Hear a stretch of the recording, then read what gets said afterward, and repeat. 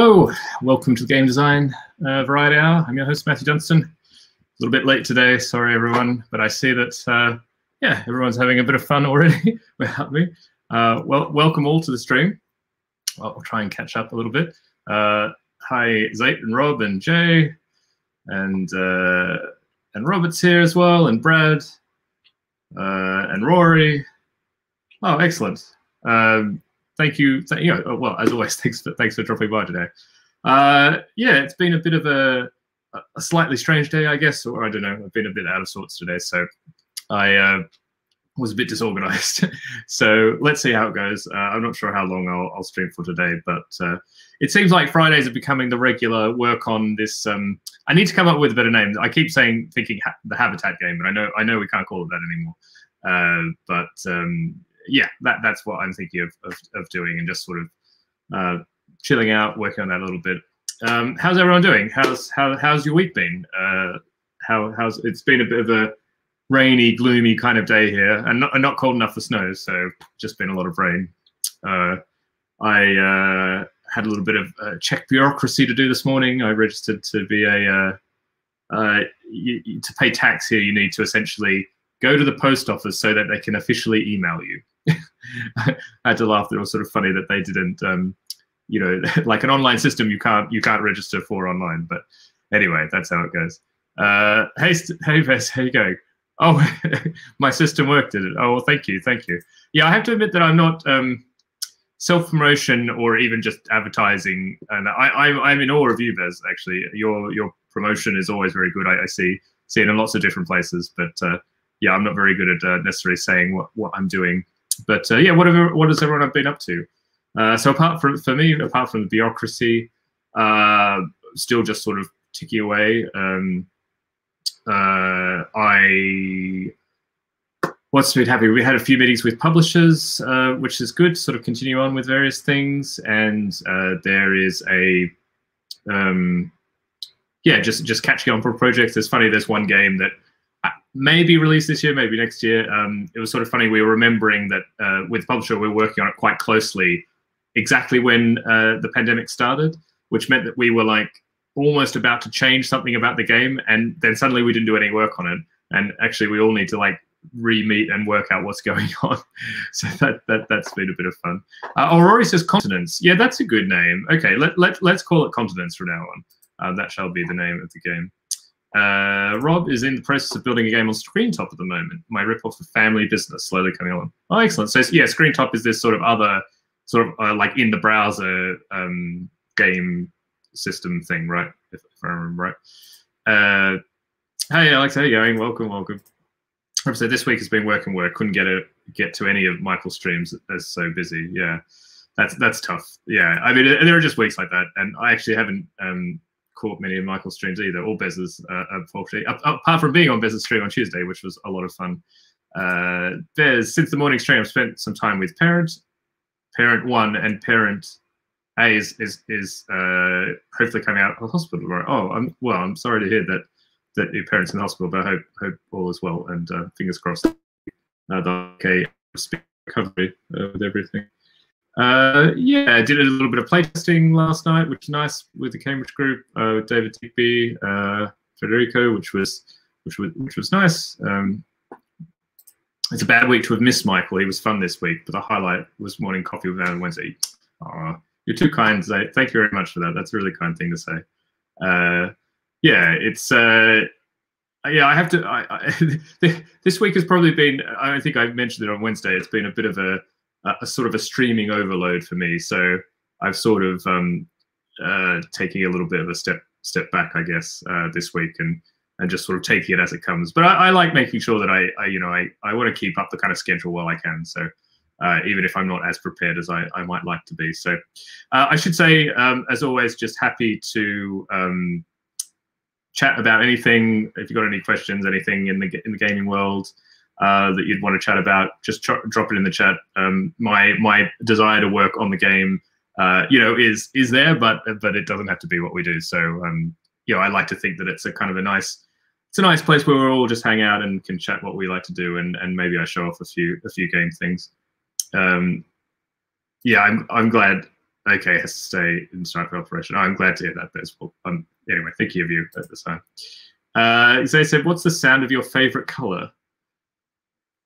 What's the name of that? That's an actual. Is that not a what's the word? Like a condition or something that some people do, you know, associate.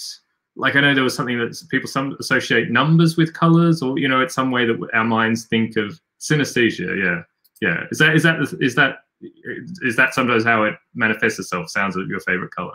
I don't actually know if I have a favorite color, to be honest. I guess it probably is blue, although it's almost sort of default.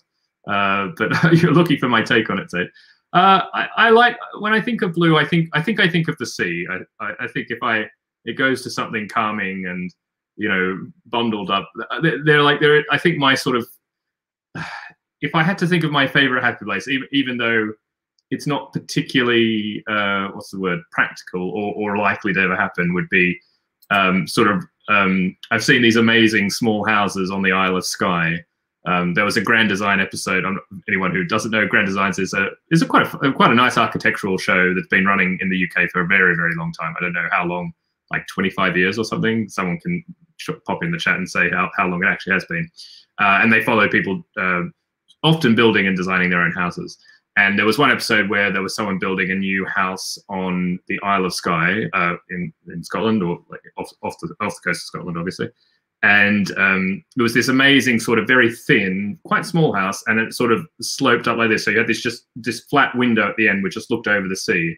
And you know, it's windy and it's cloudy, and it's you can see the water. And there's something about, I love that, being indoors and seeing nature, sort of wild nature, but you know, being comfortable indoors and, you know, playing a game or something like that. That is sort of, and so when I think of blue, that's sort of the kind of blue I think about. I guess stormy sea blue or something like that. Yeah. Hi Bass, how you going? Welcome. Thanks very much for dropping by. We're just chatting at the start of the stream. Why is your StreamYard color not blue? Oh, that's a very good question. Why is it not blue? I could just change it right now, probably. Let's do that. Let's change it to some sort of blue. There we go. I'm a bit more on brand now. I don't know why I chose my graphic design sensibilities are not very strong, so I probably just chose whatever was there. Since 1999, Grand Design's been going. Oh wow, that's amazing. Yeah, I really enjoy the show. It's I don't know whether I really watched it much when I was in Australia. Probably a little bit. It was one of those shows that in Australia we get all the, like, because it's not BBC technically, it's Channel 4, I think, but we got a lot of English TV shows would come across, often a little bit later. I remember even when I go back to Australia now, they're still showing Grand Design's reruns from like 20 years ago. And it's still really interesting, actually. Yeah, so I would recommend. And from like a design point of view, you know, it's just one of those kind of design adjacent things that I find interesting. So the sound of crashing waves. Yeah, I guess so. Yeah, I think so. I think being close to a window and with a nice like window seat or something comfortable like this. I should say that this is like purely a fantasy in my mind, because I don't think I've ever really, I'm not sure if I would even be very comfortable sitting in a window seat for very long. But yeah. Hey, Rumblilies, how are you going? Hey, Robin, sorry. Why are we talking about Grand Designs? Well, there was a question about what's the sound of my favorite color. And I said blue, and then that made me think, why do I like blue?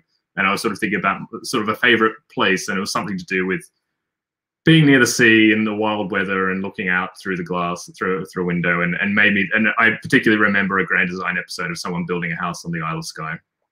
And I was very lucky to go to the Isle of Skye with my parents like 3 years ago now.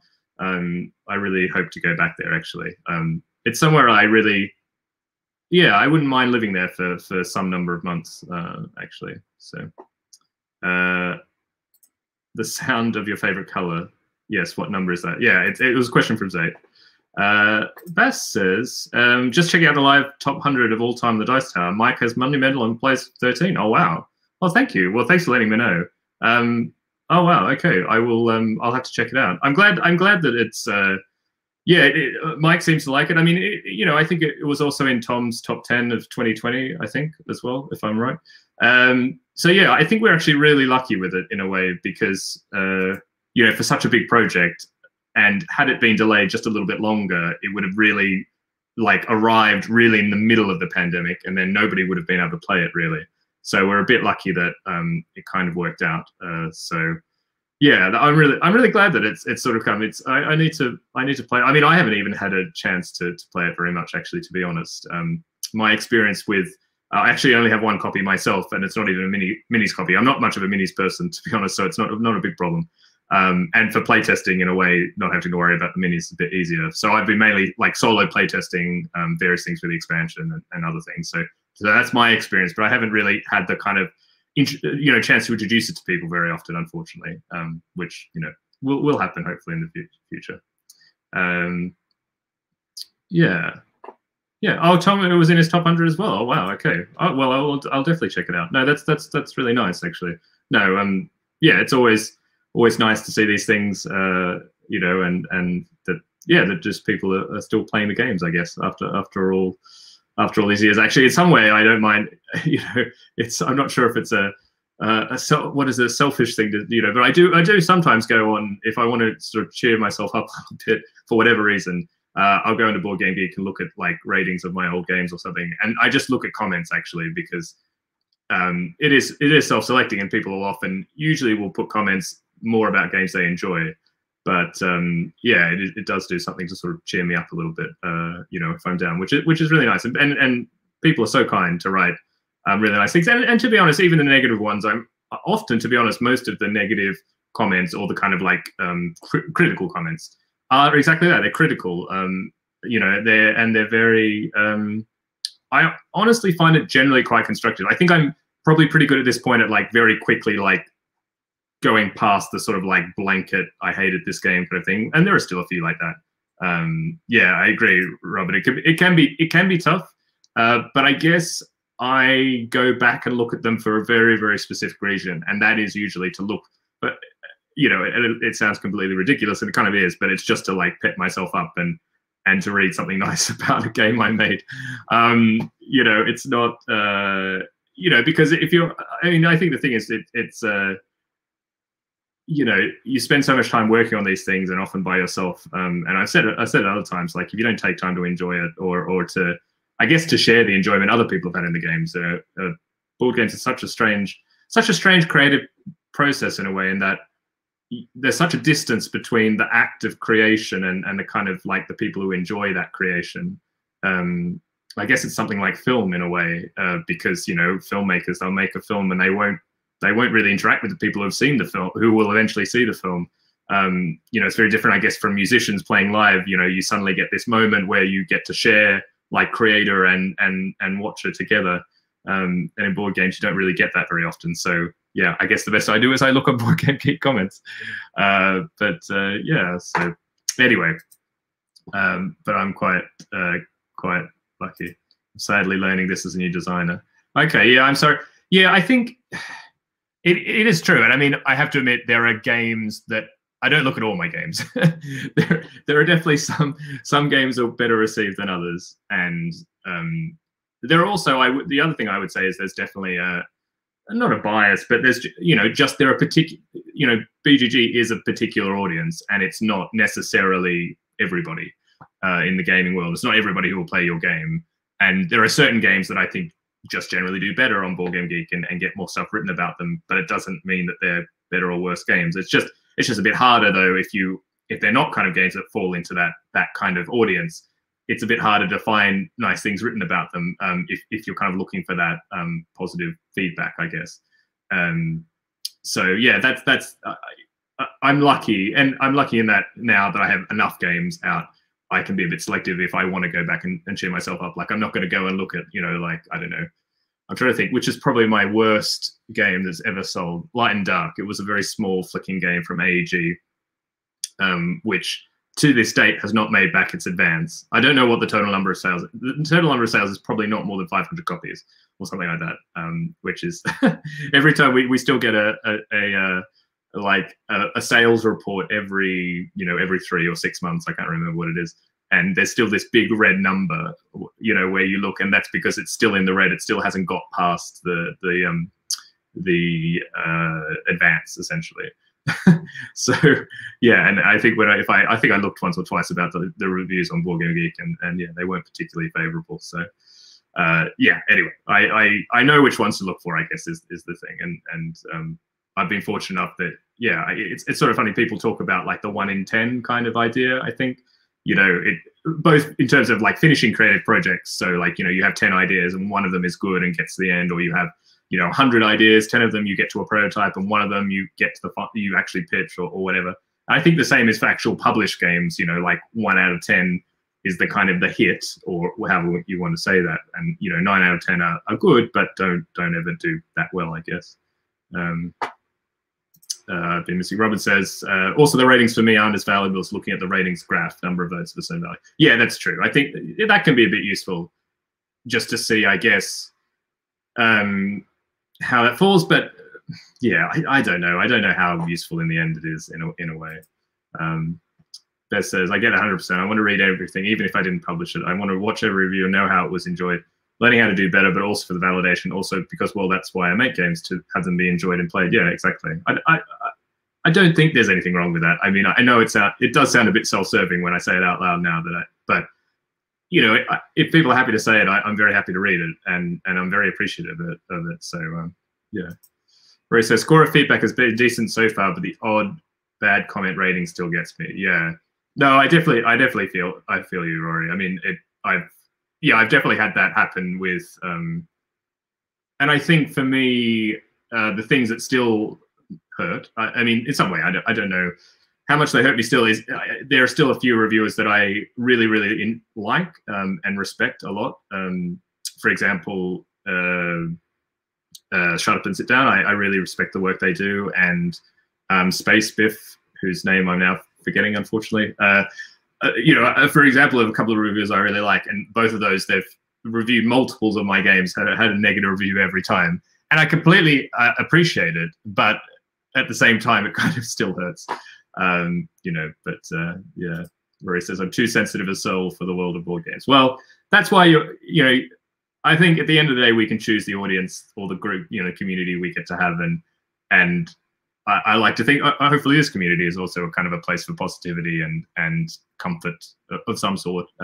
Even if you're just listening to my ramblings, not making much sense for an hour a day, I hope it's in some way, I don't know, relaxing or something enjoyable. But like, I think if I sort of think, the more and more I think about what I want to do in terms of streaming, is to kind of provide something like that, a place where people can come every so often each week and just, you know, it's something just a bit comfortable, and maybe you learn something. I think that's an aspect that I enjoy, like, you know, sharing knowledge and but you know, that's equal or secondary to just providing something, you know, enjoyable and a place where people can feel like that they're kind of supported, because I hope I can do that in some way, or at least bring people together who are supporting each other, because, you know, I have amazing people in chat.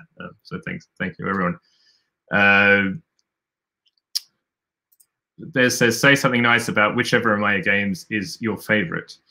Well, I mean, I have to admit, it's still probably Yogi. I mean, that, you know, if I think about, you know, I think there are just some times where designers just capture an idea that's incredibly pure, and it doesn't happen very often, actually. I think, to be honest, you know, it really the vast majority of games, and it's not a criticism, are iterative. You know, they build on what comes before, and a lot of things in mankind, you know, civilization work that same way. Like, I worked as a research scientist. Most things in science are also very iterative. You take things that come before and you build on them, and games are the same. But every now and then there's just something very pure that someone sort of comes with out of nowhere. And I think Yogi is an example of that, and I think that's quite exemplary, I would say. So, oh, there was a Twitch redemption. Sorry, say something nice about whichever. Oh no, I am doing it. Okay, good. I am following that. So yeah, for me, I think that, and there's something about, yeah, the purity of that idea. I think that's how you can kind of tell when an idea really is like that, because there's no other way that it could be. You know, that game wouldn't make sense in any other way. And I know, of course, that it didn't start like that way. And I was involved in some of those really early playtests, London playtests. But when you look back and where it ends up, it found its place, and that is this kind of really unique expression, and it just functions exactly as it is, and you can't add anything, you can't take anything away from that core experience, and it's just fantastic. So yeah. I'm still very, very impressed, and I haven't made. I would say I don't think I've made anything like that to this point. That is that pure. I think there's a game that I hope will come out. This narrative game that may or may not be with. Maybe it will be with Space Cowboys in the future. Maybe, I hope. We might hear next week, but that's probably the closest I'd get to something that I'd call something very pure. But even then, I'd say it's still kind of building on other things. Robin says it's the ones that, so talking about reviews, it's the ones that are categorically wrong that annoy me, as there's no way to point out the person's error, especially knowing the person most likely only played the game one time, completely invalidating the hours and hours of playtesting the game it's been through. Yeah, it's tough.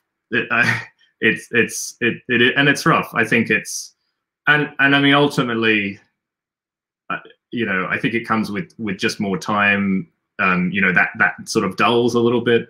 But yeah, no, I completely agree. I still I still remember smarting about when Shut Up and Sit Down reviewed Elysium, and the fact that I remember this tells you how much it kind of affected me. But they gave a very critical review about the theme in Elysium, and they were like, oh, it's sort of paced on, and I was sort of like, well, but yes, but all these other games have completely, at least we put character into it, and I had 8 different artists for the gods, and etc., and you still think it's based on, what do you want? But anyway, so it's yeah, I think you in the end, I think that's the end of the day. It's like, what do you want to get from the reviews, and what do you want to get from that experience? I know it's normal human curiosity, as Bear said before in one of the comments, that you just want to read everything, but I think sitting down and sort of working out what's the purpose for yourself might help, And for me, there's probably 2 main things. Obviously, when I'm playtesting a game and early stages, getting that kind of critical feedback that might help me learn like what was wrong with the game. And I remember a review from Z Garcia, who I think is probably of the Dice Tower is the reviewer I like the most, and I think my taste as a game most align with him, even though not all my designs do. But he reviewed Diesel Demolition Derby and didn't give it a very good review. But there were a couple of things he pointed out that were actually really excellent points. And, after I got over my, that's a bit annoying, I felt like I learned from that. So I think that's the first thing. And the second thing is just reading some positive things to perk me up. And then I think looking through that kind of filter helps me look quickly through the other comments, which aren't going to fit into those 2 things. But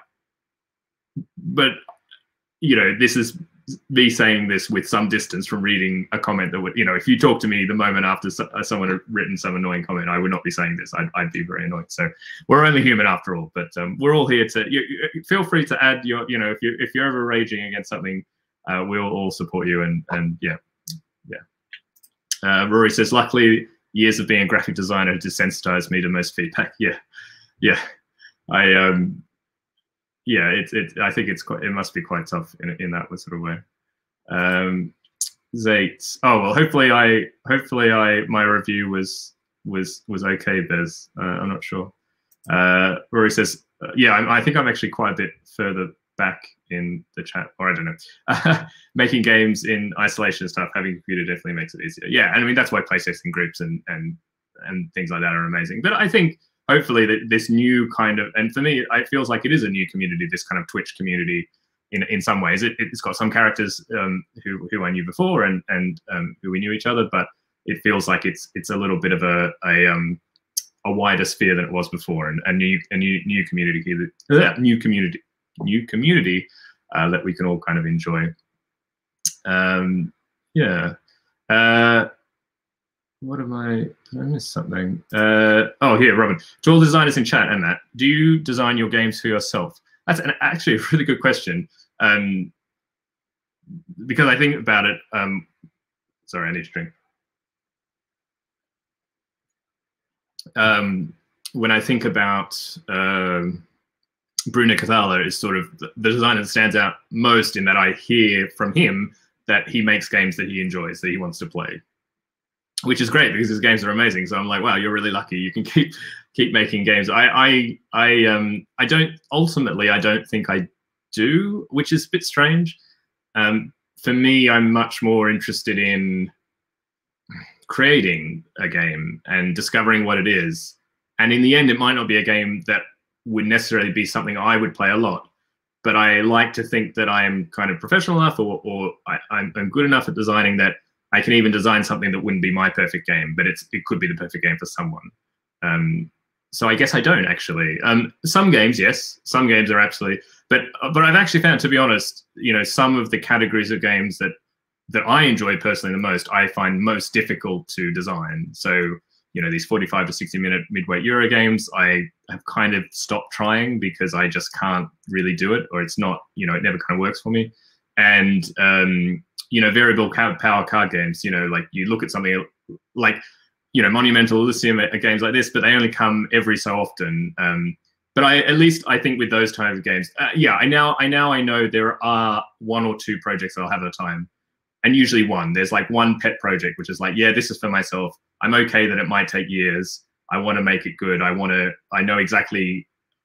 to speak to the kind of things I like. So some of the games I do design myself, or I like to have one, like this food game, which I was actually thinking, like, I need to try and just start it because it's kind of been, flounder or stalled for like a year or something. So it'd be good to start. There's always just more things to do at the moment, which is nice. There's lots of like kind of, it's that sort of mix between, you talk about this grid of like, something is either urgent or not urgent and important or not important. And I think there's a lot of tasks right now which are urgent and important, which is not a bad thing. And you have to kind of do them, when you have games coming out and you have to kind of work on various things about the release development. But they're also important but non-urgent things. And I feel like these are games that I need to kind of make sure I carve out some time to keep working on. Bez says, I did this far more earlier on. I think my games do at least partially reflect my taste, but I'm more and more mindful of other folks and willing to make a game worse for myself.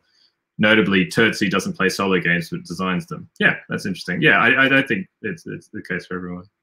And some more. Whoops, I've missed something. Yeah.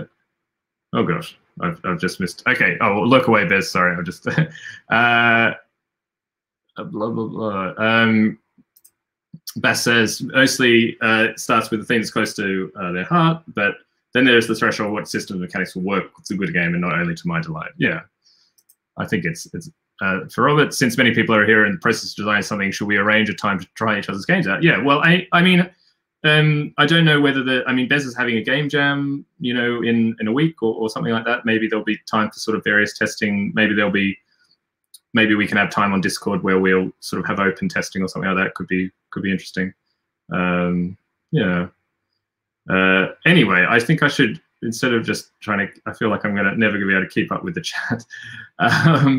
But let's do a bit of light designing. I'm actually thinking of I encourage anybody, if you like to listen to music or like to have some chill music on, as if that can work with the stream, go ahead, because I might try and listen to a little bit of music and talk but I'm going to have it on my headphones so that those who don't like music, so it's kind of a completely optional thing. You can play your own music. But let's see. Please tell me if I can everyone still hear me? This will be the test about whether these headphones work okay with.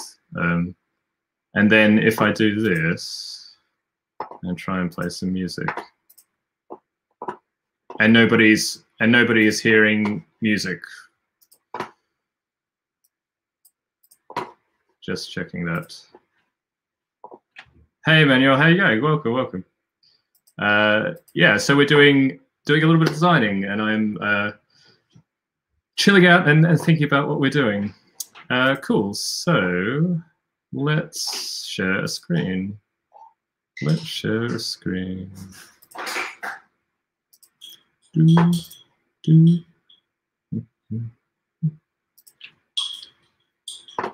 Okay, so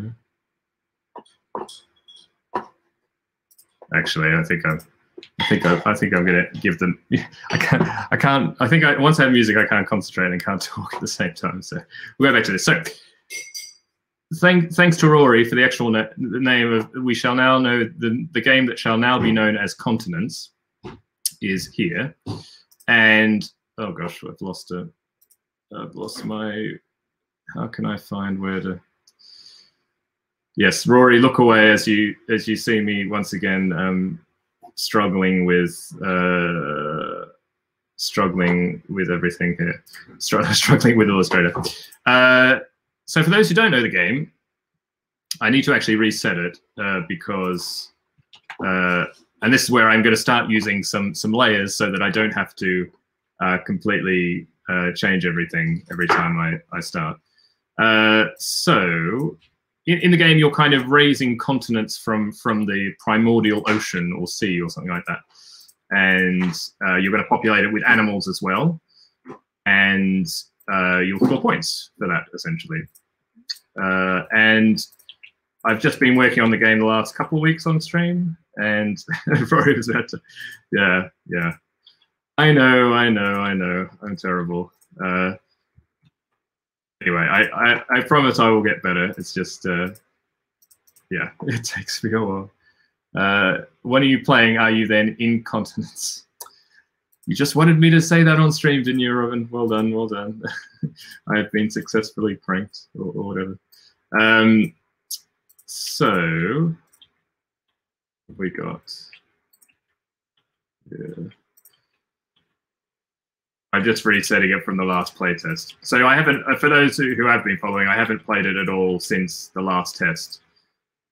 So it looks like it's just going to progress, once a week on Fridays, but I don't mind that. I think it's kind of a nice way to do things. Whoops, that's not what we wanted. Okay, so what I want, so there's a couple of things. Oh, Aqua's struggling with Photoshop. Good luck with that, Aqua. Hope it's okay. So what I need to do is we're going to have essentially, I think the idea where we sort of left off. Well, one thing I'd like to do is to change this shape because I think having something like something that's always, well, maybe it's not so bad. It's just if anyone has a good suggestion of it like a two-dimensional shape. I mean, maybe it doesn't matter too much, but I guess I would prefer if it was something that I could fill in. So I don't know, actually. Maybe I can have a sort of a cross, but you need something. All right, well, I'll leave that to thinking about it. Yeah, but basically, I need to have filled in symbols, which are they're the kind of monoliths. That's where each of the things starting. Yeah. And thank you, Rory, for helping out everyone in chat about graphic design or something. We'll have you on for graphic design help sometime. Anyway, so yes, we're going to have some.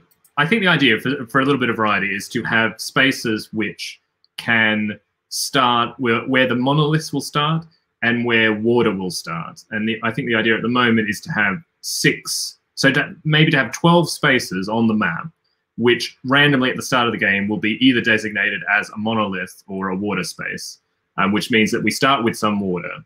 And so I feel like I always forget how many spaces there are. There's like 9, 15, another 7, 22, 44, plus another 8. So there's 52 spaces, 40. Okay, so that's fine. Oh, arrowhead. Oh, thank you. Yeah, that's not a bad. That's a bit better. I guess it's still a bit annoying to kind of, but we can do an arrowhead or something like that. I'm sure there's actually I might just load one in from Noun Project or something. Yeah, the other option is sort of like a cross or something like that, I guess. Possibly. Oh yes, plus sign. Somebody said plus sign. Yeah, plus sign could be also fine. Okay, let's try this. Just grab one from Noun Project. Put it up over here. Okay, oops. Bit smaller.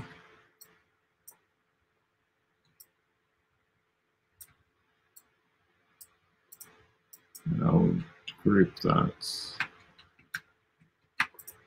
And I'll get rid of this.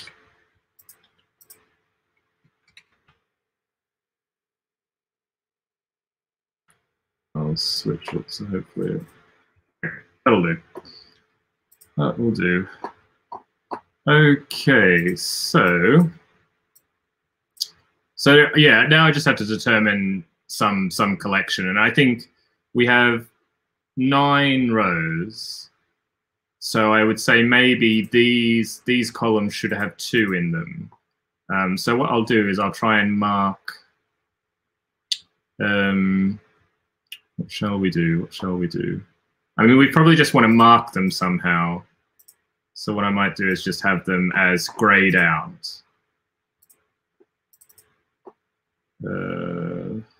Yeah, let's try that. So these grayed out ones are going to be the ones that are potential starting points. I don't know how. Oh, a semicircle. Oh yes, that's good. That's good. Actually, semicircle is a lot easier, probably. I mean, in that it's kind of there's enough room to like to put a letter in it, which is a good idea. So yeah, let's do a semicircle. And because I'm sure there's a way I can make it directly in Illustrator, but I'm just going to grab one from Now Project again. Here we go.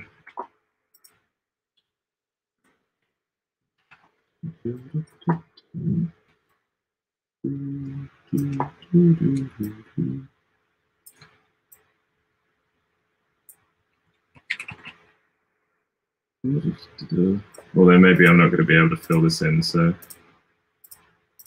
anyway, I'll figure it out. I'll figure it out somehow. Okay.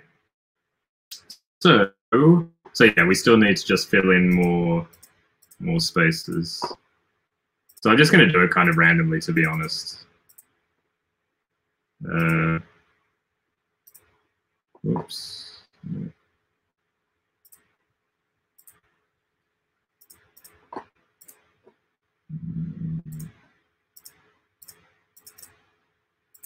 That's why I encourage.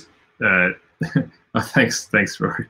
That's why I encourage anybody to listen to whatever music they feel like, because yeah, some of this is just going to be me fumbling around in the dark. One up the top, maybe. And I mean, I think, and this is a case of, you know, I'll always basically just try something randomly at the start. You know, I think when you're designing something, you don't really know what's important.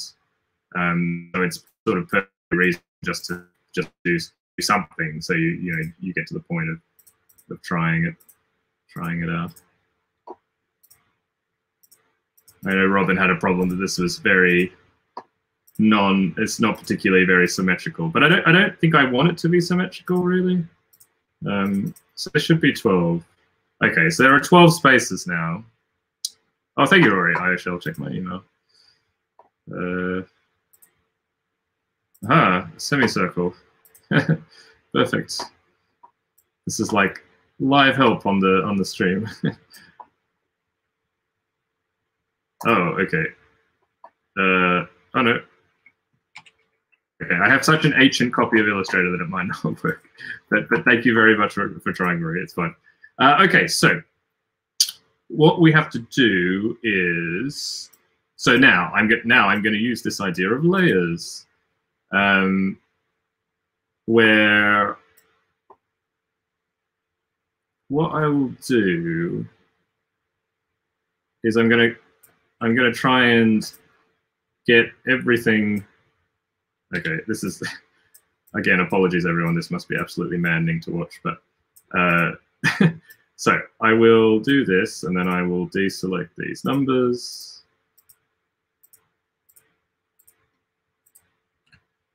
Okay, so hopefully, and then I will make a new layer, which is that. And then in that layer, I will now just copy the board on top. And so basically this should mean that if I'm just editing in this layer now, and I need to copy these shapes into this layer. Okay, and then I will lock the layer underneath, and hopefully this is all fine now. Yeah, that seems like it should be fine, I think. So let's see. And maybe I'll make all of these red just to make it match the semicircle. They can be like the kind of the starting things. So, okay. So that's the first thing I wanted to try. We're going to try to have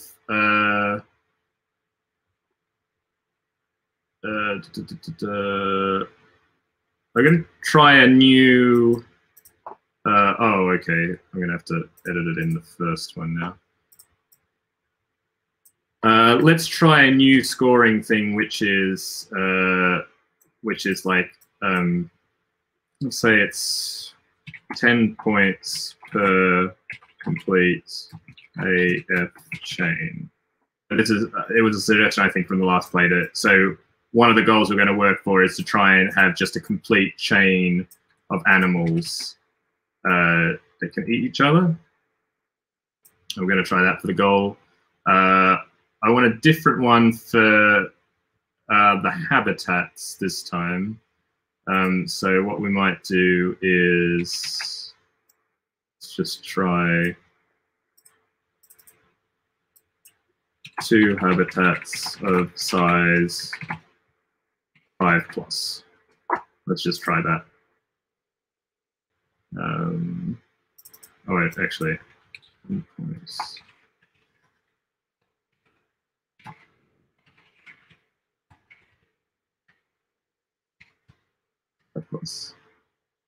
Great. Lurk away, Robin. Have a nice dinner. Hope we'll probably still be going if you come back.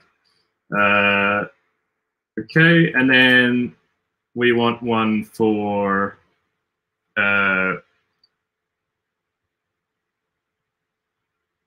okay, let's try this. This could be interesting. Is a goal could be to have maximum, so let's say it's 5 points per continent with 1 or 2 monoliths. So this will encourage people to, like, it will encourage you to try and make, you know, it'll sort of link what you're trying to do with, we'll change that to not hyphenate. So we're trying. So what are some of the goals we're trying to do? So we've done these. So I can probably get rid of that. I will save this. So it's all there. Okay. So these are the goals that we're going to play with. Oh, probably can't say it very well. But the goals we're playing with, like the additional goals, is we're looking for complete A to F chains of animals. We'll get extra points for each habitat that is the size of at least 5 or more, and we get 5 points for every continent with 1 or 2 monoliths on it. So okay, so then the thing is, so we'll lock that and we'll go into layer 2. So this is now where we roll, and yeah, we probably don't need that anymore. So the next thing is to decide how these spaces are going to be populated at the start. And what I think I'll do is, I'll go left to right and roll a die. And basically, whatever the value is, if it's a value, I'll put in a monolith. And if it's a value that's already been done, then I'll put in water instead. And let's see how that goes. Just as a kind of a way to go, because yeah, it's a game where you only need 2 d6, so we need some way to do the d6. So going left to right, let's see what we got. So we have a 2, which is going to be this. So Okay, that's not going to work. We're going to have to choose whites. And that's going to be put in there. Then, oh, actually, I should just copy it. Okay, then still going across. We've got a 1, so that's going to be a circle here.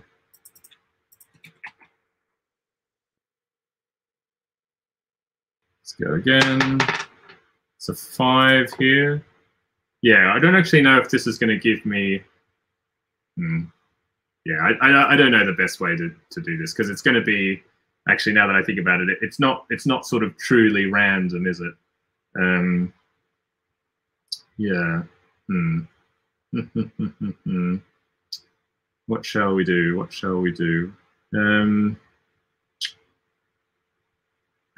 Well, let's see how it goes. I'll just do it as it is and go for that. So that was a 5. So this is going to have the star monolith going across, a 4. So it looks like we're going to have all the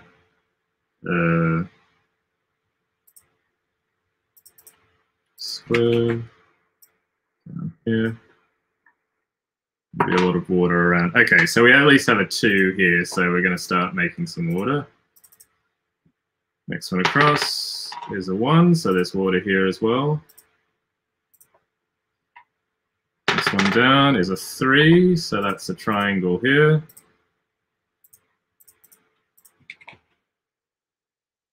And now it's just waiting to see when we get a 6, basically. Otherwise, all of these are going to be water. Yeah, so this is probably not the perfect way to do the kind of randomization. But I mean, I guess you could get some quite different kind of setups this way, which could be interesting. But I like already that it's giving some sense of, okay, that's the 6 there. So it's already giving some sort of differentiation of where things sort of start, which I like. And so the rule is basically that you always start from the top, but if there's water already, you go under the first space under a water that's available. So in these, we'll start like on this space, for example, and here we'll start. It's the first space underwater that's available. So let's see how that goes. Cool. All right. Well, I think we're ready to rock and roll. I can probably get rid of. Make these all a bit smaller and put this over here or something. Hopefully everyone can see it okay. And let's roll away. Roll away the stone. Oh, thanks, Robin, for reminding me to drink. It's a good idea. Okay, so a reminder how you roll. You roll 2 dice. The sum of those dice will tell you where the water goes. So I have a 3 and a 6. So that's a 9, which means we're now going to put water here. So there'll be water, oops. No. Okay, there's going to be water here. And I have a 3 and a 6, which basically means I choose one space. It has to be adjacent to a monolith, so the land has to sort of grow out, connected. And it chooses basically that I want either I'm going to have a C animal in a hexagon or an F animal in a triangle, essentially. So it's interesting in this particular thing, there's nothing pushing me towards a particular thing, but I do want sort of a long chain. So I'm actually wondering if I might start with this triangle, because also around the triangle, there's lots of space for, actually, I'm going to need... Just go here for a sec.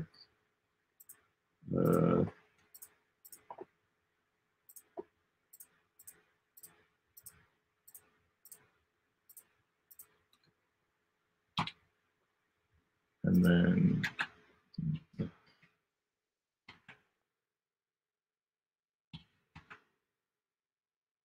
yes, I can copy them directly. It's my sort of lazy way of doing things.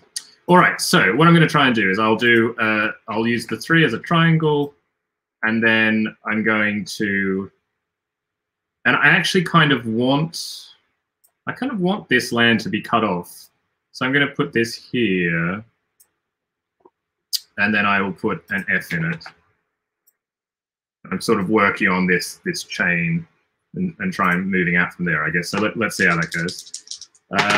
Okay, I've got a 6 and a 2, which is an 8, which means this is the space that's going to get some water.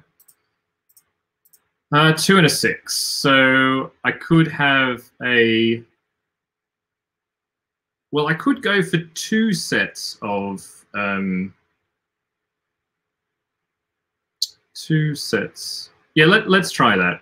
I'm gonna put this as a B, and I'm gonna put an F in it as well. So that's me sort of making a bit of play for these longer chains. So let's see how that goes. I'll make a version eventually that people can play along themselves. I rolled a 7, a 1 and a 6, so that's gonna put this here. Okay, I don't want any more. So I don't want any more Fs. I think I've got to start thinking about A. So I'll have a hexagon and an A. The problem is I really hope that we're going to be able to get. So this would be like F, E, D, C, B.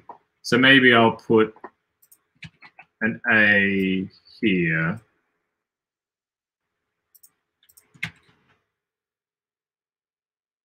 And just know that I really have to work on trying to, I'd like to connect this continent through here and hope that it doesn't. So I really don't want to roll an 8, essentially. 8s would be bad. I mean, it's already more interesting in terms of like the shape of the water and it's sort of cutting things. But so I have 11. So it's going to start down here.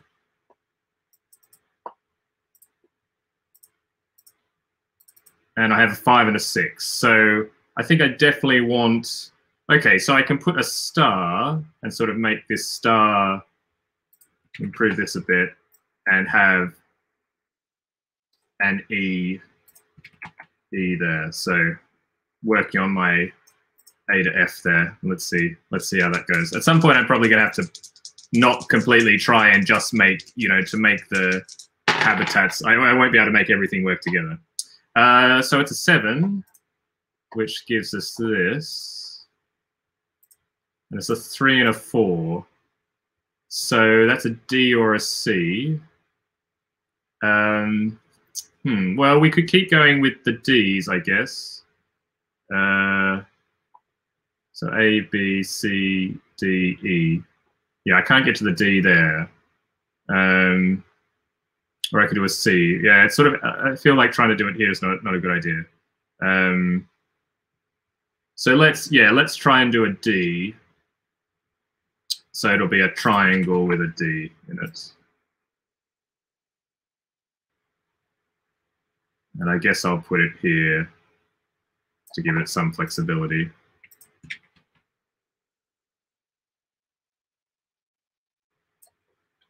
Okay, let's go. It's a 5 and a 6 again, so that's 11. So everything's filled up there. So we come back up to the top, fill that in. So a 5 and a 6 again. Well, I guess we should work on, maybe we're going to be able to thread it through here. So it'll be this with an E. Yeah, I definitely know there's a bit of a race on to fill in this space here and really hope that I get a D. So a 4. I really need a 4. It's a 9. Ooh, it's close. And it is a 4 and a 5. So the 9 will fill in there. And now I can make sure the 5 is this type of habitat. And I can put a D in it. And now I've on the chance that I'm going to be able to make a continent here, just snaking through the rising water, essentially. It's a 6, a 4 and a 2, so that's going to be here.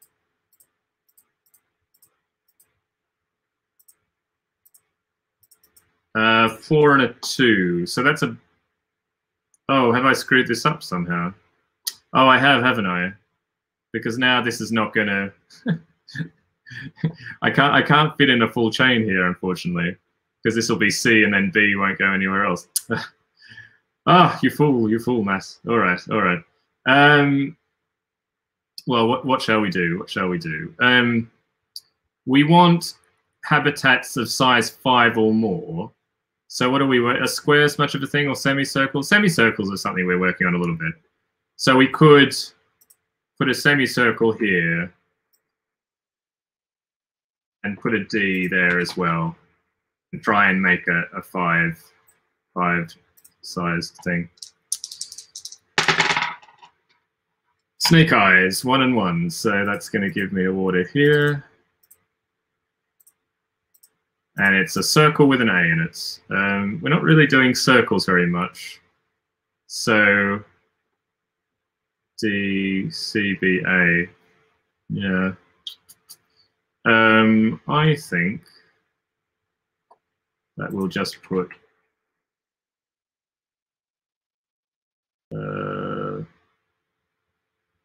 yeah, I'm not sure actually. I'll put an A here. Maybe that gives me some flexibility. Okay. Snake eyes again, 1 and 1. It's not very good. Well, oh, it's all falling apart a little bit. Well, we'll just keep making this a little bit bigger, I guess.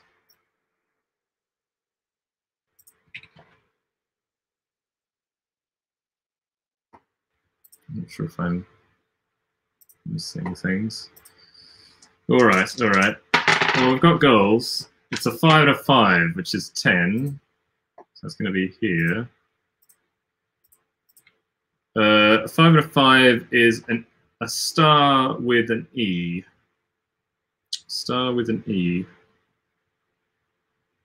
Well, don't really need E's very much, but I could at least put a star here.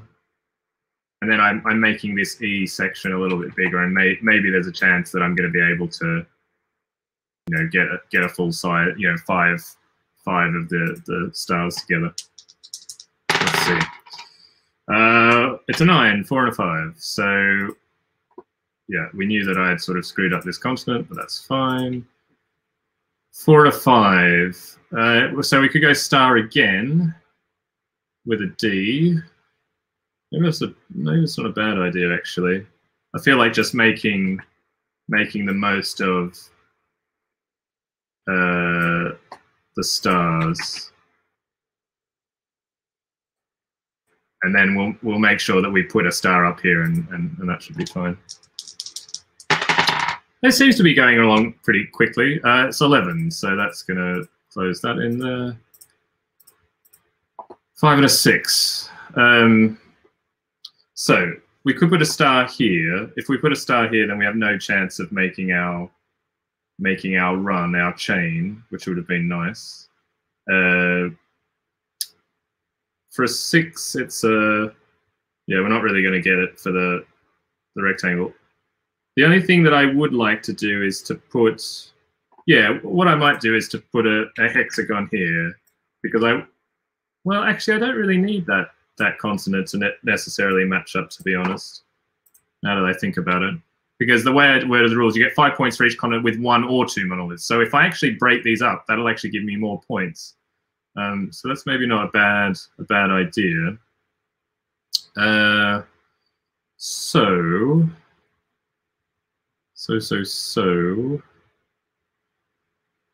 I think let's just come down here then. I'll put another E in, another E here. Okay, so I kind of want a 9 to sort of break up those consonants. And I got it, a 3 and a 6, which is a 9. So that's going to be this. Can I select it? Yep. Okay, 3 and a 6. So that is a C, which is what we wanted. So I'm going to go here.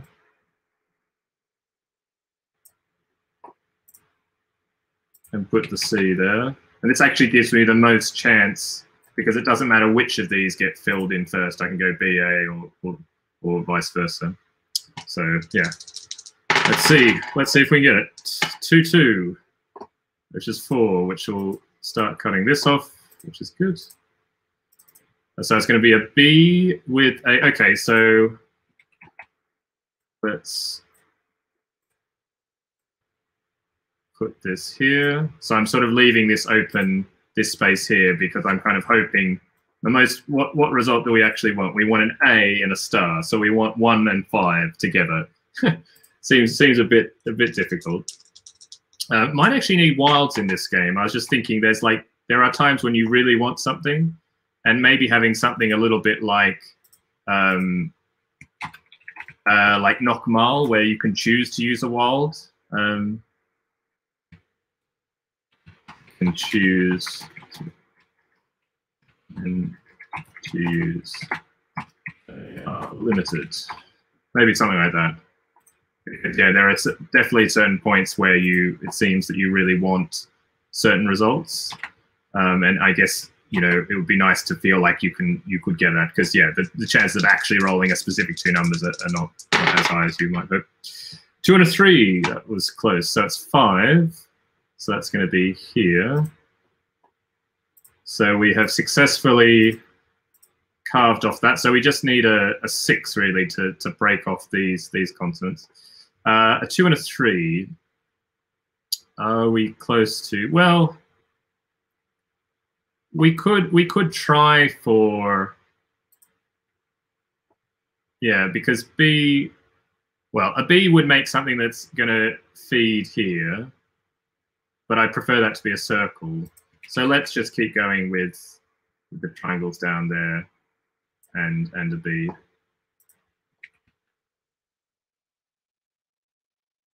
Okay.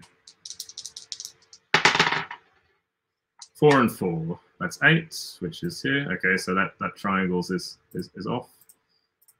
So that's going to be a D and a square. So actually, I can't get over here. That's sort of interesting. You can make these islands that. So I guess maybe the rule would be, in this kind of exception, if you can't place adjacent, then you can kind of leap to another land mass maybe. But yeah. So I'm just going to hold off down here. Put a D.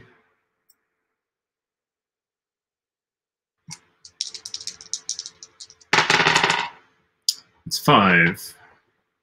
So that's going to go here. That's 1 and 4. So I wonder if I should just take my. Yeah, it's a pity. It would be great if you would be able to get the star here, but I feel like that's not going to. It's not going to happen essentially. So I'm going to take my 1 while I can. In my full chain essentially. 2 more turns. 2 more turns. It's 7. So actually, we haven't had to. It's interesting. We haven't actually had to invoke the rule of. So in this case, actually, now this is a bit of a disaster because I actually have to go here because I'm not allowed to jump over here. So I'm going to be joining this up. It's 1 and a 6. So neither helps me too much. I may as well put an A in because A is always score. Okay. Oops, don't know why. Maybe that moved a bit. Well, we know it's going to have to be in this 10 row at the end, so that's going to get filled in. And I'll roll anyway. It's 5 and 5, so that's it's an E.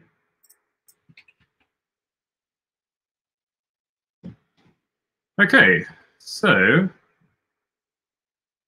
yeah, no, I think the flow is good, and it kind of jump started the game a bit more basically, because it's we had monoliths before, but we didn't have the 6 starting water spaces, so there were sort of 3 fewer turns. So overall, it's 52 minus, yeah, there's 20. I think there's 20 turns. I'm pretty sure. So what would I score? So the basic scoring. So this would be where I'd score my largest sort of habitat area each of them. So for circles, I think my largest one is here. So this would be 3. For the semicircles, our largest is 3. So that's another 3 points. For triangles, I have another 3 here. So that's another 3 points. For squares, I have 2 here. That's the best I've got, 2. For stars, I got close to the 5. I've got 4 there. And for the hexagons, I've got 2. So that would be the scoring for the habitats. And for the animals, you know, we'd go through. Yeah, I mean, this. I have to admit, this is a bit of a clunky thing. I wonder. There's a couple of different points in my mind. One would be that you basically only score the goals. That there's sort of no underlying scoring. But I guess the difficulty with that is that it's not. You know, it wouldn't quite work, I guess. Yeah, so I'm not sure. So what I might do is I'll delete the animals that don't feed. Although, yeah, because the thing is, then you want. Well, I guess if having the animals to have to be part of a thing is fine. So okay, let's go through. So we're looking for Fs that can feed. That F can feed. That's fine. That F can also feed, so it's fine. E's. This E can't feed, so it goes away. This E can eat. This E can eat. That E cannot eat. Okay, so D's now. This D cannot eat. D has to eat a C, so that's fine. This can't eat. This can't eat. This can't eat. Then C's. C's have to eat a B. That's fine. Then with B's, B's have to eat an A. That one's fine. And then we have A's. So you would then count up the number of animals you've got left, which is 1, 2, 3, 4, 5, 6, 7, 8, 9, 10, 11, 12, 13. So that'd be 13 for animals. I think it was roughly probably 18 or something like that for habitats. And then I have 1 complete chain, so that's 10 points. I didn't get any habitats of size 5+. And I have 2 continents with 1 or 2 monoliths. So I would get 10 thing. I think I need to eat hearing all this. Oh, is it? Yeah, too much. Yeah, sorry, too much chatting about things like that. Yeah, so interesting. I think my sort of feeling is that basic scoring is a little fiddly in the case that you kind of have to do it. Is there a way to score mid-game? I think, I mean, maybe it's a kind of representation of it, but it seems a bit sort of like having to go over all the thing is a bit annoying, I guess. So I'm not sure about that. I think I would have to think about that basic scoring. But I think the goals are quite interesting. I think that drives you to do interesting things that you get. And I do like the sort of the look of the shapes. And yeah, thinking about the wilds, thinking about whether, you know, I think whether do we go back to 6s being wilds is I think sort of a fair question. And I guess I'm not quite sure, to be perfectly honest, because I think, yeah, I just don't know. It might help a lot to make it more interesting, and I do wonder whether going back to 5 types of things is just easier, because 6 things there's just so much. Maybe it's just a bit too much. So like 6s wild, only 5 animals habitats eventually. Yeah. But no, I think that definitely the way it was seeded works really well. I'm pretty happy with that. Yeah. So what my hope is now, and I'm not sure if this works, is that basically I should be able to sort of select everything here and then just delete it, and we're back to where we need to be. So what wait, oh gosh. Undo the clip. Undo. Oh, some.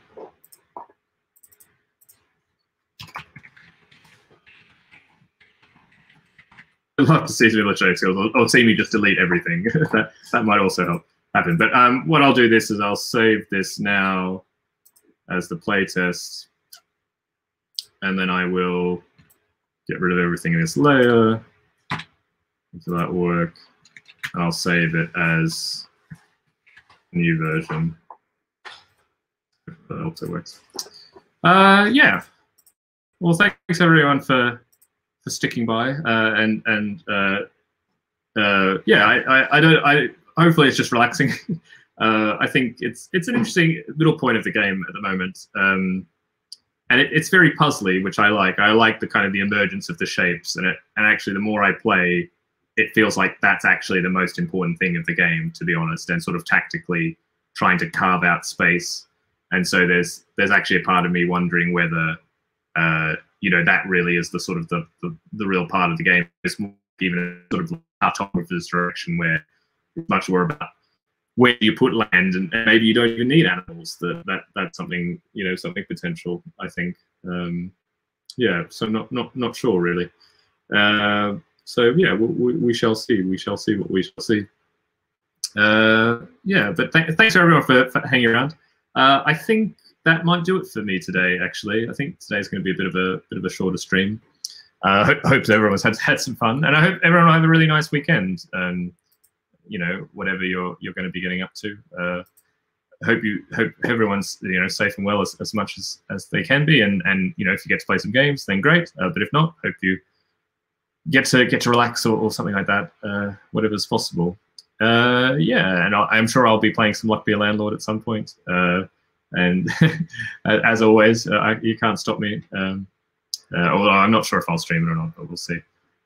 Yeah. Oh, thank you, Brad. That's really kind of you to say. Yeah, I don't know how. I guess these kind of streams are quite unstructured in a way. So hopefully there's some interesting things. But it's actually pretty close to exactly how I work and how I think. And I guess this particular game is reaching that point where, and it's actually what I like about Roll and Writes, or this again, like simpler games where each playtest you can just have one thing that comes out of it, and that's sort of like that's the next thing you want to try. So for me, like I want to try Wilds next time and see how that might work, and think about a little bit about how to make scoring a little bit easier. But I think the change that we made for this test of trying the randomly kind of seeded spaces, I will make a point to also is think about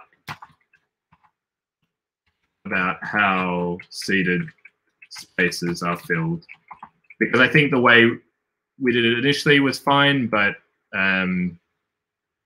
yeah, I have to think about. I was wondering whether spaces should be linked always, so that you normally have a water or not. Yeah, I'm not sure. There needs to be a way basically that water can come up first, essentially. So yeah. Anyway, we'll see. We'll see about that. Yeah. So I hope everyone has a wonderful weekend. And thanks very much for dropping by as always. And let's go raid someone. If anyone has a Ruel's Rule Gaviola is online, so maybe we'll go and raid Ruel. Yeah, but thank you all again for joining me. And take care, and thanks very much. And see you all on. I'll be back normal time Monday, 4 p.m. GMT. And yeah, have a great weekend. So thanks very much. Okay, let's go raid. See how it goes.